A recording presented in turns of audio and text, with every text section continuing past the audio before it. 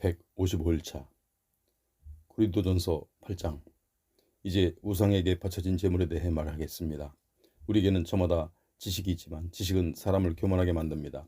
하지만 사랑은 덕을 세웁니다. 무언가를 안다고 생각하고 있는 사람은 마땅히 알아야 할 것을 알지 못하는 사람입니다. 그러나 하나님을 사랑하는 사람은 하나님께서 그 사람을 알아주십니다.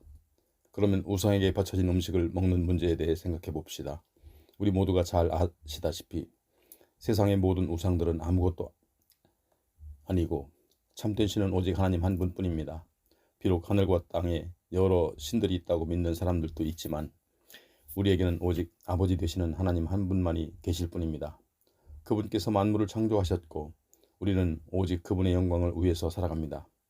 또한 우리에게는 한 분이신 주 예수 그리스도가 계시는데 온 세상의 모든 것들이 그분으로 말미암아 존재하고 우리도 그분으로 인해 살아갑니다. 그러나 모든 형제들이 다 이 같은 지식을 갖고 있는 것은 아닙니다.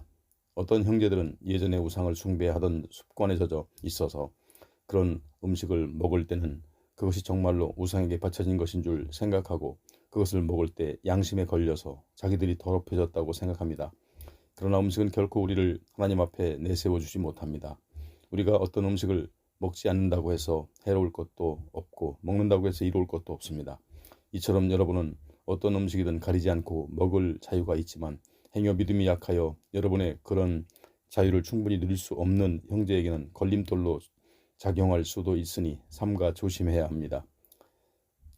지식을 갖고서 자유를 누리고 있는 여러분이 우상의 신당에 앉아 우상에게 바쳐진 음식을 먹는 것을 믿음이 약한 형제가 보게 된다면 그 사람은 양심의 거리낌을 느끼면서 용기가 생겨 우상에게 바쳐진 음식을 먹게 되지 않겠습니까? 그렇게 되면 여러분의 지식이 결국 믿음이 약한 형제를 망하게 할 셈입니다. 우리 주 그리스도께서는 그 약한 형제를 위해서도 죽으셨습니다. 이런 식으로 여러분이 형제에게 죄를 지어 믿음이 약한 형제에게 상처를 주게 된다면 여러분은 그리스도께 죄를 짓는 셈이 됩니다. 그러므로 나는 확언합니다. 만일 내가 먹는 음식이 내 형제를 죄에 빠지게 한다면 내 형제가 내 음식으로 인해 걸려 넘어지지 않게 하기 위해서 나는 평생 고기를 먹지 않을 것입니다. 9장. 내가 자유인이 아닙니까? 내가 사도가 아니란 말입니까? 내가 우리 주 예수를 보지 못했다는 말입니까? 내가 주 안에서 열심히 일한 결과로 얻은 열매가 여러분이 아닙니까? 다른 사람에게는 내가 사도로 여겨지지 않을지 몰라도 여러분에게만큼은 내가 분명히 사도입니다. 여러분이야말로 주 안에서 나의 사도 직분을 보증하는 인장이기 때문입니다. 나를 비판하는 사람들에 대하여 나는 이렇게 나 자신을 변호하고자 합니다. 우리에게는 먹고 마실 권리가 없습니까? 만일 나에게 믿음을 가진 아내가 있다면 나도 다른 제자들이나 주의 형제들이나 베드로처럼 아내를 데리고 다닐 수도 있는 게 아닙니까? 어찌 나와 바나바에게만 생계를 위해 직접 일하지 않고도 먹을 권리가 없다는 말입니까? 생각해 보십시오. 자기 비용을 써가면서 군대 생활을 하는 사람이 어디에 있겠습니까? 포도원을 가꾼 농부가 누군들 자기 포도원의 포도를 따먹지 않겠습니까? 양이나 염소를 기르는 목자가 누군들 그 젖을 먹을 권리가 없단 말입니까? 내가 세상 사람들의 관점에 따라서만 이렇게 말하고 있다고 생각하십니까? 그렇지 않습니다. 율법에도 똑같은 말을 하고 있지 않습니까? 곧 모세의 율법에 보면 타작마당에서 곡식을 밟아 떠는 소의 입에 망을 씌우지 말라 하고 기록되어 있습니다. 하나님의 이 말씀이 어찌 단순히 소만 생각하고 하신 말씀이겠습니까? 이 말은 분명 모두를 두고 하신 말씀입니다. 그렇습니다. 이는 우리를 위해 기록된 말씀입니다. 밭을 갈거나 또 곡물을 타작하는 사람이 장차 자기 몫을 얻을 것이라는 소망을 가지고 일하는 것은 너무나 당연합니다. 이와 똑같습니다. 우리가 여러분에게 영적인 씨를 뿌렸다면 여러분에게서 물질적인 것을 얼마 거둔다고 해서 그것이 지나친 일이겠습니까? 다른 사람들도 여러분에게 물질적인 지원을 해달라고 권리를 내세우는데 우리에게는 더욱더 그럴 권리가 있지 않겠습니까? 그러나 우리는 한 번도 이런 권리를 내세우지 않았습니다. 오히려 우리는 행여 그리스도의 복음 전도에 지장을 줄까봐 어떤 것이든 참고 견뎌왔습니다. 성전에서 일하는 사람은 성전에서 나오는 음식을 먹고 제단에서 일하는 사람은 제단의 제물을 나누어 먹는다는 사실을 여러분은 진정 알지 못합니까? 이와 마찬가지로 주께서도 복음을 전하는 사람들에게 복음을 전하는 일로 생계를 유지해야 한다고 말씀하셨습니다. 그러나 나는 일체 이런 권리를 여러분에게 행사한 적이 없습니다. 또 내가 지금 이런 글을 쓰고 있는 것도 나를 위해 그렇게 해달라는 뜻이 결코 아닙니다. 그렇게 하나니 차라리 죽는 편이 나을 것입니다. 이런 나의 자부심은 아무도 헛되게 하지 못할 것입니다. 복음을 전하는 것이 내게는 하등 자랑거리가 될 수 없습니다. 나는 어쩔 수 없이 복음을 꼭 전해야만 하기 때문입니다. 만일 내가 복음을 전하는 일을 그만둔다면 내게 재앙이 미칠 것입니다. 만일 내가 스스로 원해서 복음을 전한다면 나에게는 보상이 주어질 것입니다. 하지만 나에게는 다른 선택의 여지가 없습니다. 나는 단지 하나님께서 내게 맡기신 직무를 다하는 것뿐입니다. 그렇다면 이런 상황에서 내가 받을 보상이 무엇이겠습니까? 그것은 아무런 대가 없이 복음을 전한다는 것, 또 설교를 하면서 전도자로서 나의 권리를 주장하지 않는다는 것, 바로 그것이 내가 받는 보상입니다. 나는 누구에게도 얽매이지 않은 자유로운 몸이지만 내 스스로 모든 사람의 종이 되었습니다. 그것은 되도록 많은 사람들을 얻기 위해서입니다. 나는 유대인들과 같이 있을 때는 유대인처럼 행동합니다. 유대인들을 얻기 위해서입니다. 율법을 따르는 사람들에게는 나 자신이 율법에 얽매인 처지가 아닐지라도 스스로 율법에 따릅니다. 그래야 율법을 따르는 사람들을 얻을 수 있기 때문입니다. 반면 율법 없이 사는 사람들과 함께 있을 때는 율법 없이 사는 사람처럼 행동합니다. 비록 내가 하나님의 율법을 떠난 사람이 아니고 또 그리스도의 율법 아래 놓여 있는 사람이지만 그렇게 율법 없는 사람처럼 행동하는 것은 율법 없이 사는 사람들을 얻기 위해서입니다. 내가 연약한 사람들과 함께 있을 때는 연약한 사람들을 얻기 위해 나도 연약한 사람이 됩니다. 어떤 사람이든 내가 그들과 같은 입장에 서려고 애쓰는 것은 어떻게든지 몇 사람이라도 구원으로 이끌고 싶은 바람 때문입니다. 오직 나는 복음 전도를 위해서 이 모든 일을 기꺼이 하고 있습니다. 그것은 복음이 주는 참된 복에 내가 참여하기 위해서입니다. 경기장에서 모든 사람이 다 같이 달리기에 나서지만 1등상을 받는 사람은 단 한 사람뿐입니다. 그러니 여러분도 경주에 이겨 상을 받을 수 있도록 힘껏 달리십시오. 살펴보면 경기에 나서는 사람은 모두 열심히 연습하고 또 모든 일에 절제합니다. 보십시오. 그들은 모두 썩어 없어질 월계관을 얻기 위해서라도 그렇게 애쓰지만 우리가 애쓰는 것은 결코 썩지 않을 월계관을 얻기 위해서입니다. 그러므로 나는 목표 없이 달리는 사람처럼 그렇게 헛되이 달리지 않고 허공에 주먹질을 하는 권투처럼 그렇게 헛되이 싸우고 있는 것은 아닙니다. 항상 내 몸을 쳐 절제시킵니다. 그 까닭은 다른 사람들에게 복음을 전하는 내가 정작 나 자신은 상받을 자격을 박탈당하면 안 되기 때문입니다. 10장 형제들이여 옛날 우리 조상들이 겪은 일을 잊지 마십시오. 이집트의 종살이에서 해방된 후 우리 조상들은 구름의 인도를 받았고 바다 가운데를 건넜습니다. 이렇게 조상들은 모두 구름 아래와 바닷속에서 세례를 받고 모세에게 속하게 되었습니다. 그들은 모두 똑같이 광야에서 신령한 음식을 먹었고 똑같이 신령한 물을 마셨습니다. 그들은 그들과 함께했던 신령한 바위에서 솟아나오는 물을 마셨는데 그 바위는 바로 그리스도였습니다. 그럼에도 그들은 계속 거역함으로써 하나님의 마음에 들지 않았고 마침내 하나님께서는 그들을 광야에서 모조리 쓸어버리셨습니다. 이 본보기를 통해 오늘날 우리는 그들처럼 악한 일을 행해서는 안 된다고 경고를 받습니다. 그들 중 어떤 아들은 우상숭배자였습니다. 부디 여러분은 우상숭배자가 되지 마십시오. 성경을 보면 우상을 섬길 때 백성들이 앉아서 먹고 마시며 일어나서 춤을 추었다라고 기록되어 있습니다. 또 그들 가운데 어떤 이들은 음란한 짓을 행하다가 하루에 23,000명이나 죽고 말았습니다. 그러므로 부디 우리는 음행하지 맙시다. 주님을 시험해서도 안 됩니다. 그들 가운데 어떤 이들은 주님을 시험하다가 뱀에 물려 죽었습니다. 또한 주님을 향해 원망하다가 불평해서도 안 됩니다. 그들 가운데 어떤 이들은 원망하고 불평하다가 하나님께서 보낸 천사들에게 멸망당하고 말았습니다. 우리 조상들에게 일어났던 이러한 일들은 모든 사람에게 본보기가 되었습니다. 또 그런 일이 기록된 것은 마지막 때를 살아가는 우리에게도 경고를 주기 위해서입니다. 그러므로 스스로 서 있다고 생각하는 사람은 넘어지지 않도록 삼가 조심하십시오. 여러분에게 주어진 시련은 모든 사람들이 다 겪는 시련입니다. 하나님께서는 신실하셔서 여러분이 감당할 수 없는 시련은 주지 않으십니다. 만일 여러분이 시련을 겪고 있다면 하나님께서는 여러분이 능히 감당할 수 있도록 그 시련을 벗어날 길도 함께 마련해 주십니다. 그러므로 사랑하는 형제들이여, 부디 우상 숭배를 멀리 하십시오.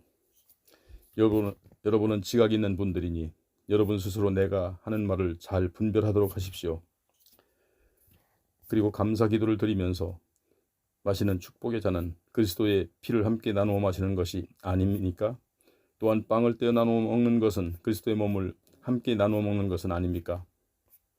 빵은 한 덩이이기 때문에 우리가 아무리 여럿이라도 우리는 한 몸입니다. 그것은 우리 모두 한 덩이의 빵을 다 같이 나누어 먹기 때문입니다. 이스라엘 백성을 한번 생각해 보십시오. 그들은 희생제물을 나누어 먹음으로써 하나가 되어 다 같이 하나님의 제단에 참여하지 않습니까? 내가 왜 이런 말을 하고 있는 줄 아십니까? 우상이나 또는 우상에게 바쳐진 제물이 대단한 것이라도 된다는 의미에서 이런 말을 하겠습니까? 아닙니다. 이교도들의 제물은 귀신에게 바치는 것이 하나님께 바치는 것이 아닙니다. 나는 여러분이 귀신들과 사귀는 사람이 되기를 절대로 하지 않습니다. 여러분은 주님의 잔과 귀신들의 잔을 동시에 마실 수는 없는 일입니다. 주님의 식탁과 귀신들의 식탁과 동시에 참여할 수는 없는 일입니다. 어쩌자고 그렇게 합니까? 주님의 질투심을 자극이라도 할 셈입니까? 우리가 주님보다 더 강하다는 말입니까? 모든 것이 다 허용되어 있습니다. 하지만 모든 것이 다 유익한 것은 아닙니다. 모든 것이 다 허용되어 있습니다. 하지만 모든 것을 다 덕을 세우는 것은 아닙니다. 누구든지 자신만의 유익만을 구해서는 안 되며 다른 사람들의 유익을 구해야 합니다. 시장에서 파는 고기는 양심의 거리낌이 생기지 않도록 어느 것이든 그 출처를 묻지 말고 자유롭게 먹도록 하십시오. 땅은 주님의 것이요 땅에 가득 차 있는 모든 것들도 다 주님의 것이기 때문입니다. 만일 믿지 않는 어떤 사람이 여러분을 초대했고 또 여러분의 마음이 내켜 그 초대에 응했다면 여러분 앞에 차려진 음식물은 무엇이든 양심의 거리낌이 생기지 않도록 출처를 따지지 말고 자유롭게 먹도록 하십시오. 그러나 만일 어떤 사람이 이것은 제사 음식으로 바쳐졌던 것입니다 라고 말해주거든 그 사람과 그 사람의 양심을 위해서 그것을 먹지 마십시오. 여기서 내가 말하고 있는 양심은 여러분의 양심이 아니라 다른 사람의 양심입니다. 그러면 여러분은 왜 내 자유가 다른 사람의 양심에 의해 침해를 받아야 합니까? 내가 하나님께 감사드리는 마음으로 식사에 참여하는데 내가 감사하는 그 음식 때문에 왜 비난을 받아야 합니까? 하고 반문할 수도 있습니다. 그러나 여러분은 무엇을 먹고 마시든 또 무슨 일을 하든 모든 것을 오직 하나님의 영광을 위해서 하십시오. 유대인이든 헬라인이든 하나님의 교회이든 여러분은 어느 누구도 걸려 넘어지게 하지 마십시오. 나를 보십시오. 나는 언제든지 어떻게든지 모든 사람을 기쁘게 하려고 애씁니다. 또 나는 내 자신의 유익을 추구하지 아니하고 많은 사람들의 유익을 힘써 추구합니다. 왜입니까? 그것은 어떻게든지 한 사람이라도 더 구원의 길로 이끌기 위해서입니다. 11장 내가 그리스도 예수를 본받는 자 된 것처럼 여러분도 나를 본받는 자들이 되십시오. 여러분이 내가 가르친 그 교훈을 다 마음에 새겨두고 그대로 행하고 있다니 얼마나 기쁜지 모르겠습니다. 이제 여러분에게 깨우쳐드릴 것이 한 가지 있습니다. 여자의 머리는 남자이고 모든 남자의 머리는 그리스도이며 그리스도의 머리는 하나님이시라는 사실입니다. 남자가 기도하거나 예언을 할 때 머리에 무엇을 쓰면 그것은 자기 머리 되시는 그리스도께 욕되게 하는 것입니다. 그러나 여자가 머리에 아무것도 쓰지 않은 채 기도하거나 예언을 하면 그것은 자기 머리인 남자를 욕되게 하는 일입니다. 그것은 머리털을 다 밀어버린 것과 마찬가지이기 때문입니다. 여자가 머리에 아무것도 쓰기 싫거든 머리털을 다 깎아버리십시오. 그러나 머리털 다 깎는 것이 수치스럽거든 무엇으로든지 머리를 가리십시오. 그러나 남자는 머리를 가리면 안 됩니다. 남자는 하나님의 형상이고 하나님의 영광이기 때문입니다. 하지만 여자는 남자의 영광입니다. 왜냐하면 남자가 여자에게서 나온 것이 아니라 여자가 남자에게서 나왔기 때문입니다. 또 남자가 여자를 위해 창조된 것이 아니라 여자가 남자를 위해 창조되었기 때문입니다. 이런 이유에서 여자는 예배 때 천사들이 지켜보고 있으므로 권위의 표시로서 수건으로 자신의 머리를 가려야 하는 것입니다. 그러나 주 안에서 남자 없이 여자가 있을 수 없고 또 여자 없이 남자가 있을 수 없습니다. 여자가 남자에게서 나왔듯이 남자 역시 여자에게서 태어났기 때문입니다. 그러나 모든 것은 다 하나님에게서 났습니다. 여러분 스스로 판단해 보십시오. 여자가 머리에 아무것도 쓰지 않고 하나님께 기도를 드리는 것이 마땅한 일이겠습니까? 여러분의 본성이 가르쳐주지 않습니까? 곧 남자가 긴 머리를 하는 것은 그에게 수치가 되지만 여자가 긴 머리를 하는 것은 그녀에게 자랑이 되지 않습니까? 긴 머리는 여자에게 가리는 역할을 해주기 때문입니다. 이 문제를 두고 의견이 달리하는 사람이 있더라도 나는 더 이상 설명하지 않겠습니다. 어쨌든 여자가 머리에 아무것도 쓰지 않고 기도하거나 예언하는 관습은 우리에게 없고 하나님의 교회에도 없기 때문입니다. 이제 내가 다루는 문제에 대해서는 여러분을 칭찬할 수 없습니다. 그것은 여러분의 모임에 유익하지 않고 도리어 해롭게 느껴지기 때문입니다. 무엇보다도 여러분이 교회에서 모일 때 분열이 있다고 들리는데 나는 이것이 어느 정도는 사실이라고 믿습니다. 물론 여러분 가운데 누가 하나님 모시기에 합당한 사람이냐를 가리려면 어쩔 수 없이 분파도 생길 것입니다. 그렇지만 여러분이 분열되어 있으니 여러분이 함께 모여 식사를 나눈다고 해도 그것은 주의 만찬이라고 할 수 없습니다. 또 먹을 때에 여러분이 가져온 음식을 모두 함께 나누어 먹지 않고 각자 자기 것을 먼저 먹어버리므로 어떤 사람은 배가 고프게 되고 어떤 사람은 너무 많이 마셔 술에 취해버립니다. 여러분에게 마음 놓고 먹고 마실 집이 없습니까? 아니면 하나님의 교회를 하찮게 여겨 자기 음식을 가져올 수 없는 가난한 사람들을 창피스럽게 만들 작정입니까? 내가 여러분에게 어떤 말을 해야 하겠습니까? 이 일에 대해 여러분을 칭찬해야 합니까? 결코 그럴 수 없습니다. 내가 여러분께 전한 것은 주께 받은 것입니다. 곧 주 예수께서 배반을 당하셔서 잡히시던 날 밤에 주께서 빵을 손에 드시고 아버지 하나님께 감사 기도를 드리신 후에 그 빵을 떼어서 제자들에게 나누어 주시며 말씀하셨습니다. 이것을 너희를 위한 내 몸이다. 이것을 행하여 나를 기념하라.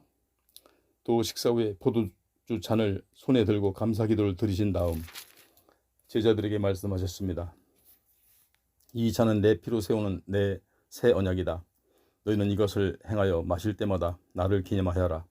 그러므로 여러분이 이 빵을 먹고 이 잔을 마실 때마다 주께서 우리를 위해 죽으신 의미를 주가 다시 오실 때까지 선포하는 것입니다. 그러므로 누구든지 합당하지 않는 태도로 주의 빵을 먹거나 주의 잔을 마시는 사람이 있다면 그 사람은 주의 몸과 피를 모욕하는 죄를 범하는 것입니다. 그러므로 주의 빵을 먹거나 주의 잔을 마시기 전에 먼저 자기 자신을 주의 깊게 돌아보아야 합니다. 만일 누군가가 그 빵과 잔이 주의 몸임을 분별하지 못한 채 먹고 마신다면 그는 자기 자신에게 임할 심판을 먹고 마시는 것입니다. 여러분 가운데 허약한 사람과 병든 사람 그리고 죽은 사람들이 많은 것은 바로 이러한 이유 때문입니다.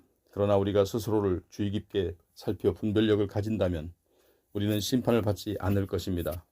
지금 우리가 주께 심판을 받는 것은 주께서 우리를 이 세상 사람들과 함께 정죄받지 않게 하시려고 우리를 단련시키는 것입니다. 그러므로 나의 형제들이여, 여러분이 주의 성만찬을 하기 위해 모일 때에는 서로 기다려 주십시오. 만일 배가 고프거든 집에서 미리 식사를 하고 오십시오. 그래서 여러분이 함께 모여 주의 성만찬을 하는 일로 인해 심판을 받는 일이 없도록 하십시오.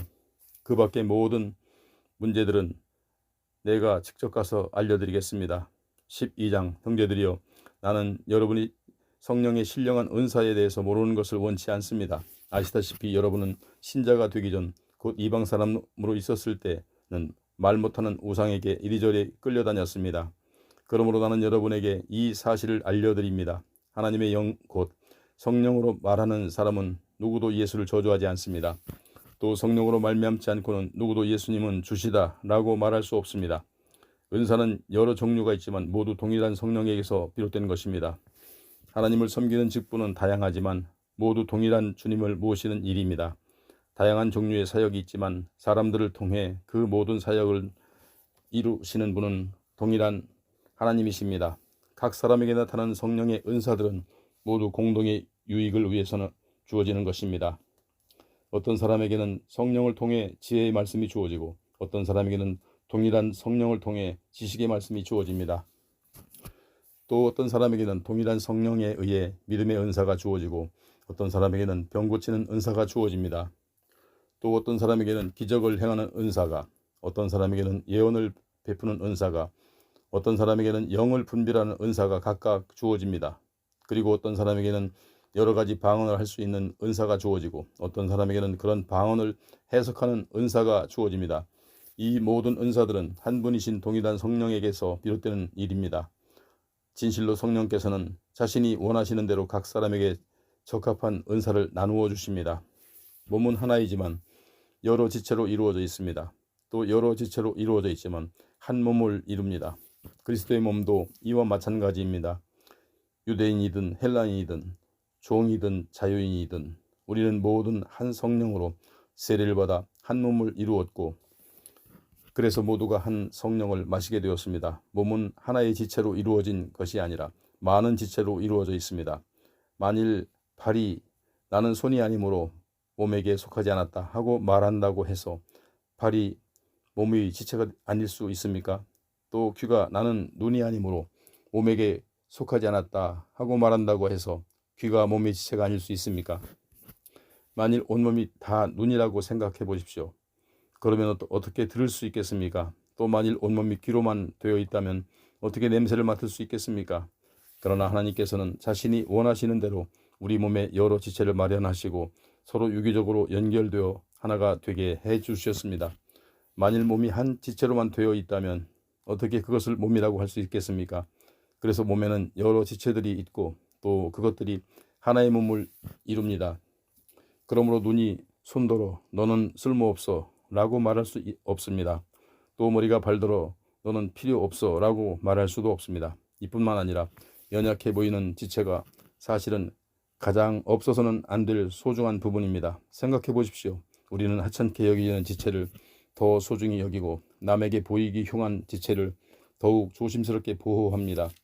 그러나 남에게 보여도 괜찮은 지체는 특별한 주의가 필요하지 않습니다. 이와 같이 하나님께서는 별로 중요하지 않게 생각되는 지체를 더 귀중하게 다루도록 우리 몸을 만들어 주셨습니다. 이것은 몸 안에서 서로 간에 분열이 생기지 않도록 각 지체들이 서로를 똑같이 걱정해 주면서 살도록 하기 위해서 그렇게 하신 것입니다.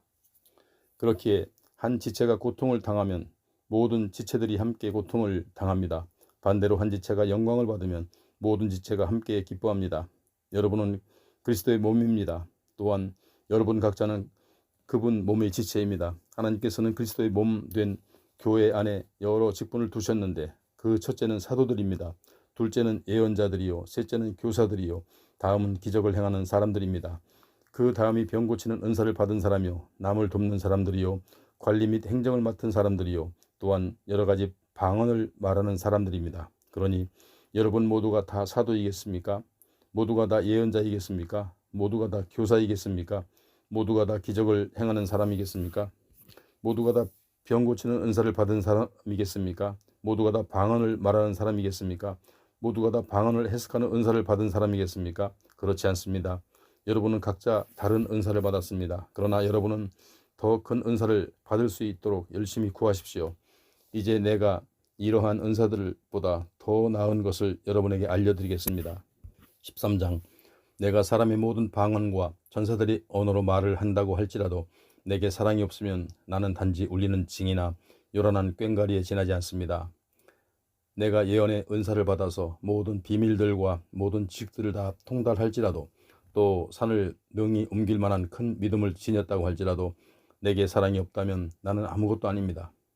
내가 나의 모든 소유를 가난한 이들에게 다 나누어 주고 심지어 내 몸을 불사르도록 기꺼이 내어준다고 할지라도 내게 사랑이 없다면 나는 아무것도 얻을 수 없습니다.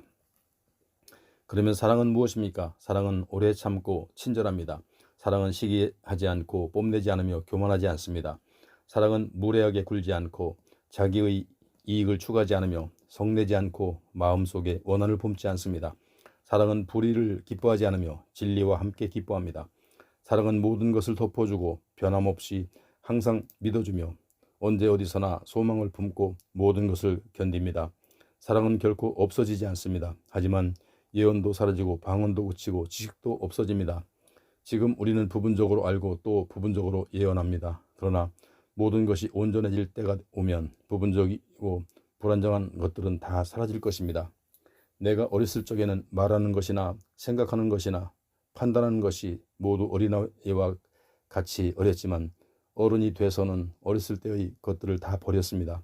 지금은 우리가 거울로 자기 모습을 들여다보는 것 같이 희미하게 보지만 그날이 오면 얼굴과 얼굴을 맞대고 분명히 볼 것입니다. 지금은 내가 부분적으로 알지만 그날이 오면 하나님께서 나를 아신 것 같이 내가 온전히 알게 될 것입니다. 그러므로 믿음, 소망, 사랑 이 세 가지는 언제까지나 남아 있을 것이지만 그 중에서도 으뜸은 사랑입니다.